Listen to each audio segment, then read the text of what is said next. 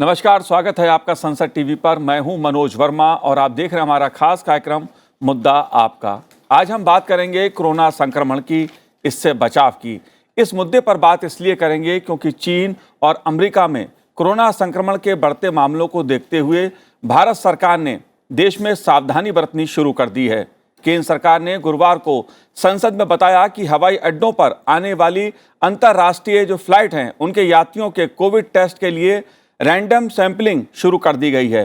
केंद्र सरकार ने राज्यों को प्रोटोकॉल का पालन सुनिश्चित करने की सलाह दी है। गुरुवार को प्रधानमंत्री नरेंद्र मोदी ने कोविड की स्थिति और इससे संबंधित विभिन्न पहलुओं की समीक्षा के लिए एक उच्च स्तरीय बैठक की। केंद्रीय स्वास्थ्य मंत्री मनसुख मांडविया ने कोरोना संकट से निपटने के सरकार के उपायों की जानकारी संसद में दी। शीतकालीन सत्र के दौरान गुरुवार को संसद का वातावरण भी बदला हुआ दिखा। संसद की कार्रवाई में भाग लेने पहुंचे प्रधानमंत्री नरेंद्र मोदी, राज्यसभा के सभापति जगदीप धनखड़, लोकसभा अध्यक्ष ओम बिरला सहित अनेक केंद्रीय मंत्री और संसद सदस्य भी मास्क पहने दिखे। आखिर कोरोना संक्रमण का कौन सा वेरिएंट अब खतरा बना है? सरकार बचाव के लिए क्या कदम उठा रही है? लोगों को क्या और कैसे सावधानी बरतनी है? इन मुद्दों पर खास मेहमानों के साथ चर्चा करेंगे। लेकिन सबसे पहले देखते हैं संसद में केंद्रीय स्वास्थ्य मंत्री मनसुख मांडविया ने क्या कहा। केंद्र सरकार और राज्य सरकार ने साथ मिलकर 220.2 यानी कि 220 करोड़ कोविड वैक्सीन के टीके लगाकर कीर्तिमान स्थापित किया है, जिसमें पात्रता वाले 90% आबादी को दोनों टीके लग चुके हैं और 22.35 करोड़ आबादी को प्रिकॉशन डोज भी दिया जा चुका है। कोविड-19 के नियमन में चल रहे लगातार प्रयत्नों के अंतर्गत और विश्व में बढ़ रहे कोविड के केसों को देखते हुए केंद्रीय स्वास्थ्य मंत्रालय वैश्विक स्थिति पर नज़र रख रहा है। कोविड-19 के बदलते वेरिएंट से सार्वजनिक स्वास्थ्य के सामने जो चुनौतियां पैदा हो रही है, उस पर सरकार लगातार कदम उठा रही है। राज्यों को भी स्थानीय स्तर पर सामुदायिक निगरानी बढ़ाने के लिए और कोविड को नियंत्रित करने के लिए सलाह दी जा रही है। राज्यों को जीनोम सीक्वेंसिंग बढ़ाकर सभी पॉजिटिव केसों का जीनोम सीक्वेंसिंग करने की सलाह दी गई है, जिससे अगर देश में कोई नया वेरिएंट आता है तो समय से उनकी पहचान कर सार्वजनिक स्वास्थ्य के लिए कड़ा कदम उठाया जा सके। आखिर ये नया कोरोना संक्रमण से संबंधित जो वेरिएंट है वो कैसा है, कितना खतरनाक है और सरकार की तैयारियां इस बार क्या है, इसी पहलू पर चर्चा करेंगे। जो विभिन्न संबंधित पहलू हैं इसके, उन पर चर्चा करेंगे। खास मेहमान मेरे साथ जुड़े हुए हैं। डॉक्टर सुनीला गर्ग जी हमारे साथ जुड़ी हुई हैं, जो सदस्य हैं लांसेट आयोग कोविड इंडिया टास्क फोर्स की। डॉक्टर सुनीला गर्ग जी, आपका स्वागत है संसद टीवी पर। साथ ही हम बात करेंगे सांसद retired lieutenant general doctor D P Vats ji से। आपका भी स्वागत है वत्स जी संसद टीवी पर, और शुरुआत मैं आपसे ही करूंगा। एक बार फिर से कोरोना संक्रमण की आहट सुनाई दे रही है। दुनिया भर में इसको लेकर चिंता है, खासतौर से चीन, अमेरिका, जापान ऐसे देशों में, और भारत सरकार ने एहतियात के तौर पे, सावधानी के तौर पे कदम उठाने शुरू कर दिए हैं। आप स्थिति को कैसे देखते हैं? मैं स्थिति को देखता हूं कि जो चीन का हाल देख रहे हैं, जापान का हाल देख रहे हैं, अमेरिका, इटली का, नॉर्थ कोरिया का, मगर जैसे कि संसद में बताया जी स्वास्थ्य मंत्री जी ने कि अभी तक भारत में कोई केस नहीं आया है इस वेरिएंट का जी, मगर चीन में फैटेलिटीज बढ़ रही हैं। तो आई विल स्टार्ट विद के prior proper planning prevents poor performance, कि हम दूसरों की गलती से भी सीख सकते हैं जी। और जैसे कोरोना का पूर्व इतिहास देखें कि शुरू चीन से ही हुआ, फिर जनसभाएं होती रही, तो आखिरकार हमें भी पकड़ लिया। जो पहली लहर थी जी इतनी खतरनाक नहीं थी, मगर दूसरी लहर बहुत खतरनाक बन के आई। उससे पहले जो पॉपुलेशन वैक्सीनेट होगी, जी यानी कि जैसे स्वास्थ्य मंत्री जी ने कहा कि हम 220 करोड़ से ज़्यादा डोज दे चुके हैं, जी ऐसे हालात में बचाव रहा। मगर जो वल्नरेबल एज वाले थे, यानी विद कोमॉर्बिडिटीज, जी with beyond 60, high risk cases, उनकी फैटिलिटीज़ भी हुई। और फैटिलिटीज़ में जवान लोग भी मरे। मैं एक कोविड हॉस्पिटल का ही प्रभारी था, जी महाराज अग्रसेन मेडिकल कॉलेज अग्रोवा, जो हरियाणा के लिए कोविड हॉस्पिटल था। वहाँ के डायरेक्टर भी इसका शिकार हुए, डॉक्टर गोपाल सिंगल। जी मैं उनको श्रद्धांजलि देता हूँ, मगर हमने डट के मुकाबला किया। उस अस्पताल में भी 600 फैटेलिटीज़ हुई, कोविड से भी और ब्लैक फंगस से भी, मगर बचाव भी बहुत हुआ, क्योंकि जिंदल इंडस्ट्री से हमें ऑक्सीजन की सप्लाई बरकरार रही। जी बिल्कुल बिल्कुल। अब जो मैं बात कहना चाहता था जी कि एक स्टेज ऐसी आई जो मिसिंग है, अभी तक बात नहीं की, मैन पावर प्लानिंग, यानी कि जो फ्रंट लाइन कोरोना वॉरियर्स हैं, उनकी मैन पावर प्लानिंग हमें तैयार करनी चाहिए on the basis of past experience. जी पास्ट एक्सपीरियंस मेरा क्या था कि फौज ने भी कोविड हॉस्पिटल्स खोले डीआरडीओ की मदद से।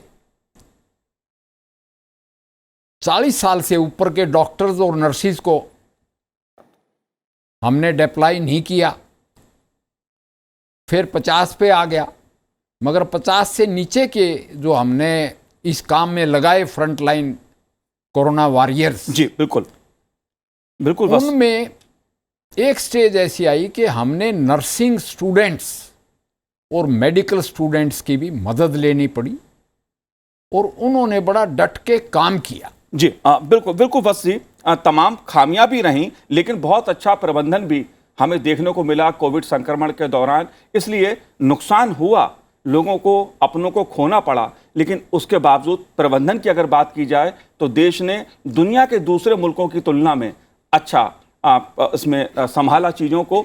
मेरे साथ डॉक्टर महेश शर्मा जी भी इस समय मौजूद हैं। संसद टीवी में आपका स्वागत है। महेश जी वरिष्ठ सांसद हैं। महेश जी, मैं आपसे समझना चाहूँगा, क्योंकि आप इस पेशे से भी जुड़े हुए हैं, चिकित्सा के पेशे से भी, एक और लहर की आहट।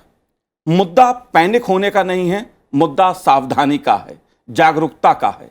और मैं इसीलिए आपसे समझना चाहता हूं कि जो स्थिति दुनिया में देखने को मिल रही है, खास तौर से चीन, अमेरिका, जापान, इटली, इन देशों में, उस तुलना में हमारे देश की आज स्थिति क्या है। मैं एक आंकड़ा आपको बता दूं, लगभग 200 के करीब औसतन पिछले एक हफ्ते से मामले देश में आ रहे हैं। और ये देश में जो मामले उभर के सामने आ रहे हैं वो केरल, तमिलनाडु, तेलंगाना, कर्नाटक, ये राज्य हैं। आप कैसे देखते हैं स्थिति को?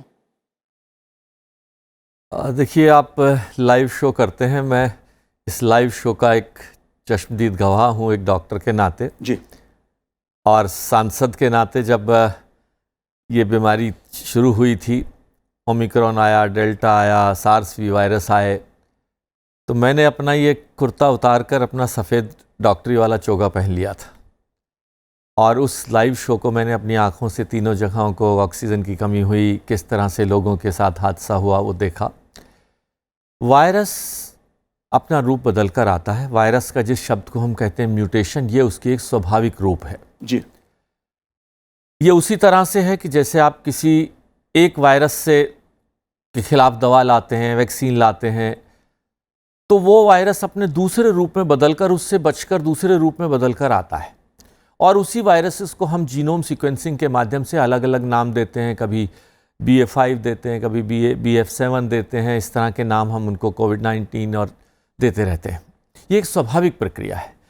अगर कॉमन मैन की भाषा में कहें तो हम अगर एक किसी शातिर को, बदमाश को अगर जिला बदर कर दें जी, तो वो अपना रूप बदल कर आएगा, दाढ़ी कटवा कर आएगा, टोपी पहन कर आएगा, कुर्ते की जगह पैंट पजामा पहनेगा, कुछ और पहन कर आएगा, बदल कर आता है। तो ये वायरस की इसको प्रक्रिया को म्यूटेशन कहते हैं, और उस म्यूटेशन के रूप में ये वायरस बदलते रहते हैं, और हर वायरस बदलता है। ऐसा नहीं कि ऐसा कोई पहली बार हुआ है, लेकिन कुछ जो वायरसेस के म्यूटेटेड जो लीनियज होती है जी, वो उनकी वेरुलेंस ज़्यादा होती है। इस बार जो ये BF7 आया है, पिछला जो हमारा वेरिएंट था BF5, उसका एक लीनियस वेरिएशन है। इसकी इन्फेक्टिविटी उनसे ज़्यादा है। इसका इंक्यूबेशन पीरियड कहते हैं, जैसे आज मुझे वायरस ने इन्फेक्ट किया तो सिम्टम्स कितने दिन में आ जाएंगे, 2 दिन में, 3 दिन में, 5 दिन में, कितने दिन में इंक्यूबेशन पीरियड में सिम्टम्स आ जाएंगे, लक्षण आ जाएंगे, ये इसकी ज़्यादा है।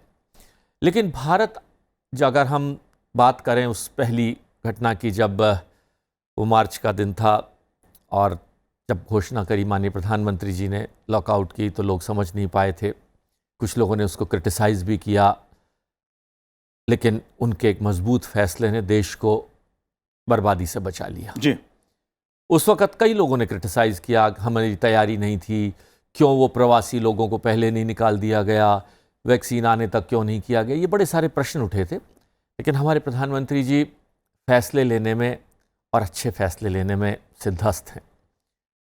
लोगों ने मजाक भी उड़ाया था कि थाली और इस चिमटों से बजा ताली से देश नहीं बचने वाला है।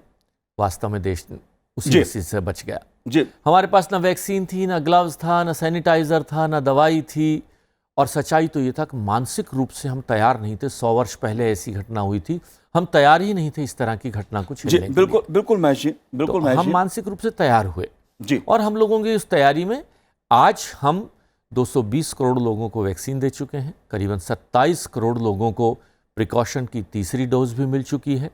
हम मानसिक रूप से उस घटना को भी देख चुके हैं, देश की जनता उसको देख चुकी है, और उनमें एक विश्वास भी जागा, आत्मविश्वास भी जागा है, और अपने प्रधानमंत्री और अपनी सरकार पर भी उसे एक विश्वास है कि अगर ऐसा हादसा फिर होगा तो हम तैयार हैं और उस तैयारी से हम निमट लेंगे। जी, जी, बिल्कुल। डॉक्टर सुनीला गर्ग जी, मैं आपसे जानना चाहता हूं, क्योंकि आप कोविड इंडिया टास्क फोर्स की सदस्य भी हैं।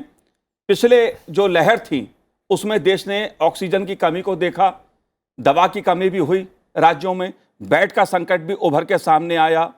संकट की अभी आहट है, दूसरे देशों में संकट बढ़ा है। आप कैसे स्थिति को देख रही हैं और इस बार हमारी तैयारी कैसी है?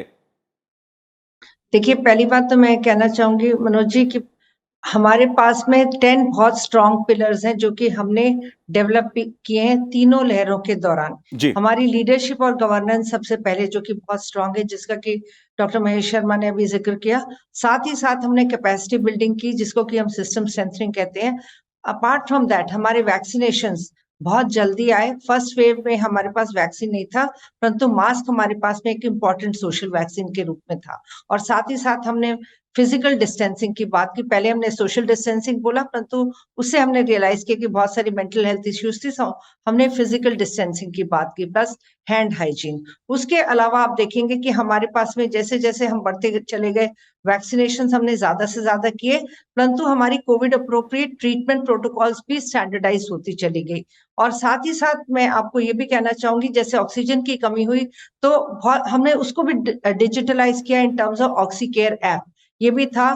टेलीमेडिसिन का इस पीरियड में बहुत ज्यादा इजाद हुआ और नेशनल मेडिकल कमीशन भी इसके लिए गाइडलाइंस लेके आया, और एड्यूसेट भी हमने लॉन्च किया। जहां तक कि आप प्रेजेंट स्थिति की बात करते हैं, पहली बात तो मैं कहना चाहूंगी कि चाइना आज तक कभी भी ट्रांसपेरेंट नहीं रहा और आज भी ट्रांसपेरेंट नहीं है। तो आपको कभी भी चाइना की स्थिति ठीक से पता ही नहीं लग पाई है। उनका वैक्सीनेशन स्टेटस, जैसे कि हमने एक प्रोटोकॉल के दौरान वैक्सीनेशन किया, हमारे पास में 2 वैक्सीनेशन से हमने शुरुआत की। आज हमारे पास में लगभग 6 वैक्सीनेशन है और आज की तारीख में हमारे पास नेजल वैक्सीन भी है। तो बेसिकली हम लोग 220 करोड़ वैक्सीन दे चुके हैं, परंतु आज जरूरत है प्रिकॉशनरी डोज को लेने की, एंड इंक्लूडिंग नेजल वैक्सीन, जो कि हम जल्दी एडमिनिस्टर करेंगे। परंतु जहां तक चाइना का सवाल है, हमें ये याद रखना है, आज हम 1 वर्ल्ड 1 हेल्थ की बात करते हैं। अगर हमारे नेबर्स सुरक्षित हैं, आज करीब हम 5 देश की बात नहीं करते, परंतु 14 देशों की बात कर रहे हैं जहां पे कोविड के लार्ज नंबर ऑफ केसेस आ रहे हैं। और जहां तक कि आपने ये भी बताया कि इतने नंबर ऑफ केसेस 4 राज्यों से बढ़े, 5 राज्यों से, हमें डे टू डे केसेस को नहीं देखना, हमें ओवरऑल वीकली पॉजिटिविटी रेट को देखना है क्या है करके। परंतु हमारी सिस्टम प्रिपेयर्डनेस बहुत ज्यादा है, हमारा हेल्थ मैनेजमेंट इंफॉर्मेशन सिस्टम बहुत स्ट्रांग है। हमें किसी भी तरह से, जैसे आज जमाना है ट्रांसपेरेंट होने का, तो हमें चाइना की तरफ नहीं जाना है, क्योंकि चाइना ने पहले जीरो कोविड पॉलिसी करी, उसके बाद में सडनली सब कुछ खोल दिया विदाउट इवन एसिम्टोमेटिक सिम्टोमेटिक लोग उनके काम पे जा रहे हैं। उनकी जो एसिम्टोमेटिक है उनकी पीसीआर टेस्टिंग नहीं हो रही। परसों वहां पे एक फिल्म रिलीज हुई अवतार, मैं कहूंगी 80% उनके सिनेमा हॉल्स फुल थे। तो चाइना इस स्थिति से जूझ रहा है कि अब वो उसको खुद ही कंट्रोल नहीं कर पा रहा। वैक्सीनेशन की उनकी स्थिति लॉपसाइडेड थी, उन्होंने बच्चों से शुरू होकर एडल्ट तक गए। साइनोवैक साइनोफार्म की जो दोनों की जो एफिशिएंसी थी बहुत ही कम थी करके, कंपेयर टू दोनों ही इनएक्टिवेटेड वैक्सीन थे। तो कहीं ना कहीं बेसिकली मैं अगर देखूं कि चाइना की स्थिति को या नेबरिंग कंट्रीज को, आज हमारी स्थिति बहुत अच्छी है, परंतु हमें सतर्क रहने की जरूरत है। यानी कि हमारे पास जो पैसेंजर्स बाहर से आ रहे हैं, आज ये ऐलान हुआ है कि हम 2% लोगों की टेस्टिंग करेंगे। ये अपने आप में एक बहुत इंपॉर्टेंट स्टेप है। राज्यों को निर्देश दे दिए गए हैं, साथ ही साथ ये भी बताया गया about COVID appropriate behaviour. Most important part is that we have to keep watch on genomic sequencing, क्योंकि हमारे पास में आज 50 से ऊपर लैब्स हैं जो कि हम क्षमता रखते हैं कि वायरस की बेसिकली हम पता चलाएं कि कौन सा जीनोम सर्कुलेशन में है। जैसे कि डॉक्टर महेश ने बोला कि हम B5.7 की बात करें, जो कि सबलिनियज है हमारा BA.5 का, एंड उसका एक अनदर सबलिनियज है BA.5.2.17। सो बेसिकली ये सब ओमिक्रॉन के वेरिएंट्स हैं और लगभग 300 वेरिएंट्स हैं। आज हम बात करें बेसिकली हमें किस तरह से अपने आप को बचाना है, वो हमारा कोविड अप्रोप्रिएट बिहेवियर है, टेस्टिंग, ट्रीटिंग, ट्रैकिंग है, जीनोमिक सीक्वेंसिंग है, and following the appropriate protocols. ये मैं बिल्कुल। एम्स के फार्माकोलॉजी विभाग के पूर्व प्रमुख और डीन वाई के गुप्ता जी भी हमारे साथ जुड़े हैं। वाई के गुप्ता जी, मैं आपसे एक चीज समझना चाहता हूं, क्योंकि सरकार अपनी तरफ से पहल करती है। पिछली बार भी सरकार ने, केंद्र सरकार ने तमाम स्टेप उठाए स्वास्थ्य संबंधी, लेकिन जनता के बिना सहयोग के कोई भी चीज संभलती नहीं है, रुकावटें आती हैं उसमें। जनता के लिहाज से, पब्लिक की भागीदारी के लिहाज से, सावधानी के लिहाज से आप क्या सलाह देना चाहेंगे? इस समय क्या करना चाहिए पब्लिक, जनता को भी? सरकार ने तो गाइडलाइंस कुछ जारी की हैं, पब्लिक को क्या करना चाहिए, जनता को क्या करना चाहिए? आपने ये एक बहुत ही महत्वपूर्ण चीज आपने कही कि सरकार कितना भी कर ले, ऐसी महामारी का अगर कोई आता है मुसीबत, तो बिना जनता के सहयोग के नहीं हो सकता जी। तो जनता को 2-3 चीज करनी चाहिए। एक तो बिल्कुल भी पैनिक होने की जरूरत नहीं है जी। पैनिक तब होते हैं जबकि आपके पास कुछ सावधानी के बरतने के लिए आपके पास मैनेजमेंट करने का प्रावधान नहीं हो। पैनिक इसलिए नहीं होने चाहिए क्योंकि हमारे पास इस समय सरकार ने बेड्स का पूरा इंतजाम है, किसी भी हालत में हमारे पास बेड की शॉर्टेज होने की संभावना नहीं है। हमारे पास जो बेड्स हैं, जो आईसीयू हैं, इस सिचुएशन में है कि हम किसी भी समय अपने आईसीयू की कैपेसिटी को बढ़ा सकते हैं और डाइवर्ट कर सकते हैं। बेड्स हमारे भी डाइवर्ट करने की सिचुएशन में हैं, तो ऑलरेडी हमारे पास काफी बेड्स हैं।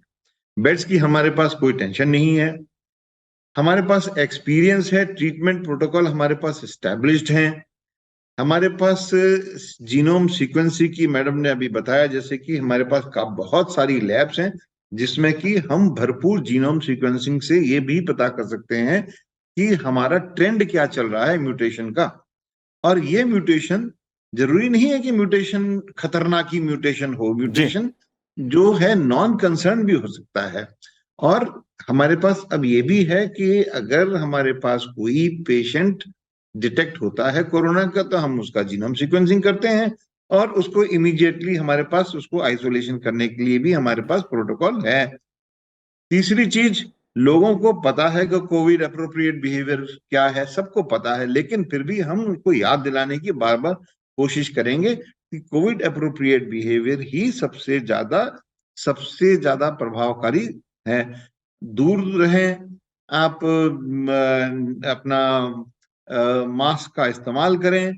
और अगर कोई एक सबसे बड़ी इंपॉर्टेंट चीज है, डॉक्टर महेश भी यहाँ पे हैं और डॉक्टर मैडम भी हैं, कि हमें बार बार लोगों को ये आगाह करना है कि इस दौरान पिछली बार की तरह है, बिना मतलब, बिना सोचे समझे, बिना डॉक्टर के परामर्श के अननेसेसरी एंटीबायोटिक्स न लें, जी जी क्योंकि ये एक और खतरा उभरता है एंटी माइक्रोबियल रेजिस्टेंस का, जो हम हिडन पेंडेमिक बोलते हैं, वो न लें। बिना मतलब कॉर्टिकोस्टेरॉइड न लें, बिना मतलब कोई दवाई न लें जब तक कि उसकी जरूरत न हो। भ्रांतियां नहीं फैलाएं, जो पिछली बार लोगों ने इतनी तरह की भ्रांतियां फैला दी कि जो लोग इधर स्टोर में दवाई खत्म, उधर दो जी स्टोर में दवाई, उधर किसी जड़ी बूटी में कहा, वो बिल्कुल ना करें। और हम शांति पूर्वक इससे दृढ़ता पूर्वक सामना करें, भीड़ जी न करें। जी जहां पे बिल्कुल आवश्यकता हो, अनावश्यक रूप से हम बाजार में जैसे मतलब जी। पिछली बार था, जाहिर सी वही बात करें। है, जाहिर सी बात है, कोविड बिहेवियर जो पिछली बार सरकार ने सबको जागरूक किया था, बताया था, उसका पालन करें तो इस बीमारी से बचा जा सकता है, इस संक्रमण को एक दूर एक रख। एक जी चीज मैं और कहना चाहूंगा कि जो पिछली बार था, अभी भी थोड़ा बचा हुआ है, वो वैक्सीन हेजिटेंसी। जी अभी भी कुछ लोगों में ये दुविधा है, जी वैक्सीन मैं ले मैं नहीं ले, मैं ये वो चीज बिल्कुल खत्म नहीं। महेश जी से समझना चाहूंगा इस बात को, क्योंकि ये मुद्दा, वैक्सीन का मुद्दा बहुत महत्वपूर्ण है। बूस्टर डोज की अगर मैं बात करूं, क्योंकि कोविड वैक्सीनेशन जो था वो तो बहुत अच्छी, उसमें लोगों की भागीदारी रही, 220 करोड़ से ज़्यादा लोगों ने इसमें भागीदारी की, लेकिन बूस्टर डोज के मामले में कहीं ना कहीं कुछ कमी, कुछ नज़रअंदाज करना वो दिखाई दिया। इसको आप कैसे देखते हैं, कितना महत्वपूर्ण है बूस्टर डोज लेना? देखिए, ये ह्यूमन नेचर है जी कि जब दबाव आता है तो हम वैक्सीन लेते हैं। राजनीतिक लोगों ने वैक्सीन्स पर कमेंट किए कि इस वैक्सीन से, जाति धर्म के लोगों ने कमेंट किए कि इस वैक्सीन से ये नुकसान हो जाएगा। फिर उन्हीं लोगों ने ये वैक्सीन ली भी, यहाँ तक कि डॉक्टर्स भी डरे हुए थे। प्रिकॉशन डोज के लिए सभी को कहा गया था कि वैक्सीन लें। प्रिकॉशन डोज करीबन 28 करोड़ प्रिकॉशन डोज हमारे देश में दी जा चुकी हैं। हमारी टास्क फोर्स की हमारी वरिष्ठ सहयोगी हैं डॉक्टर सुनीला गर्ग जी, जो मौलाना आज़ाद में प्रोफेसर रही हैं, और मैं समझता हूँ कम्युनिटी मेडिसिन की एक अपने आप में एक हस्ती है। जी इस विषय पर मेरी भी उनसे चर्चा होती रहती है। आज देश को अगर बचा रखा है या हम आगे भी बचे हैं, इस वैक्सीन ने बचाए हैं। हमारे देश में वैक्सीन जब मिलती थी, जब पूरा यूरोपियन वर्ल्ड एग्जॉस्ट हो चुका होता था, उनकी बची उची डोजें मिलती थी। आज हम वैक्सीन के क्षेत्र में लीडर हैं। हमने अपने देशवासियों को नहीं, पूरे विश्व को वैक्सीन सप्लाई की है, भिजवाई है, जी thanks to our great prime minister Narendra Modi ji and his concept के वसुधैव कुटुंबकम भाव से उन्होंने जिस तरह से वैक्सीन को पूरे देश नहीं, विश्व के लिए एक वास्तव में भारत का जो एक संस्कृति है उसका भी एक परिचय दिया है। अब हम दोबारा से, जब ऐसी ये चिंता जाहिर हुई है, कल शाम तक मैं अपने अनुभव बता रहा हूँ, रोज़ाना लगभग 10 वैक्सीन 15 वैक्सीन लोग लगवाने आते थे, और वो भी वो आते थे जिनको कोई विदेश जाना है, कोई कंपलसरी होती थी, वो आ रहे थे पिछले करीबन 3 महीने से। कल रात को आप टीवी के लोगों ने, मीडिया के माध्यम से जब जैसे ही सूचना मिली, तो आज वो संख्या बढ़कर करीबन 10-20 गुना बढ़ गई है जी और मांग इतनी हो गई है कि अब उतनी वैक्सीन्स की उपलब्धता है हमारे पास देश में, इसमें कोई दो राय नहीं है। लेकिन ये चेतन करने वाला, आप टीवी के मीडिया के माध्यम से, लोकसभा टीवी के चैनल के माध्यम से, जो मैं समझता हूँ, और सांसदों के माध्यम से, सांसद एक ऐसी कड़ी है जो पूरे देश में फैले हुए हैं, कोने कोने, त्रिपुरा से लेके अंडमान निकोबार से लेके वहाँ का सांसद है, और वहाँ का सांसद वहाँ का जन नेता होता है। अगर सांसद के माध्यम से ये सूचना जाती है कि भाई लेना है, और मैं पहले ले रहा हूँ, देखिए प्रिकॉशन डोज, मुझे खुशी है मैं देश का पहला सांसद बना था जिसने वैक्सीन ली थी जी, और मेरे अपने स्टाफ के लोग ही आए थे कि साहब आप पहला होके क्यों ले रहे हो। प्रधानमंत्री जी पहले बने कि उन्होंने पहली वैक्सीन अपने आप स्वयं को ली। यही संदेश प्रिकॉशन डोज के लिए होना चाहिए जी। कि प्रिकॉशन डोज लें हम, क्योंकि उसके बाद के जो नुकसान होने वाले हैं, अगर होंगे तो, अभी इसके करेक्टर के बारे में सुनीला गर्ग जी बहुत अच्छी तरह उन्होंने बताया भी, और भी आगे बता पाएंगी जी। लेकिन वैक्सीन का रोल है, और मैं सभी से अपील करूंगा, एक चिकित्सक होने के नाते भी और एक जनप्रतिनिधि होने के नाते भी, कि वैक्सीन का प्रिकॉशन डोज अवश्य लें। बहुत बहुत संक्षेप में वत्स जी, लोग मास्क लगाने में भी लापरवाही बरतते हैं, ऐसे लोगों को आप क्या संदेश देना चाहेंगे? संदेश तो लोगों का एक्सपीरियंस है पहले जी first wave, second wave, even third wave के जो मास्क लगाएंगे पूरी तरह से वो सुरक्षित रहेंगे।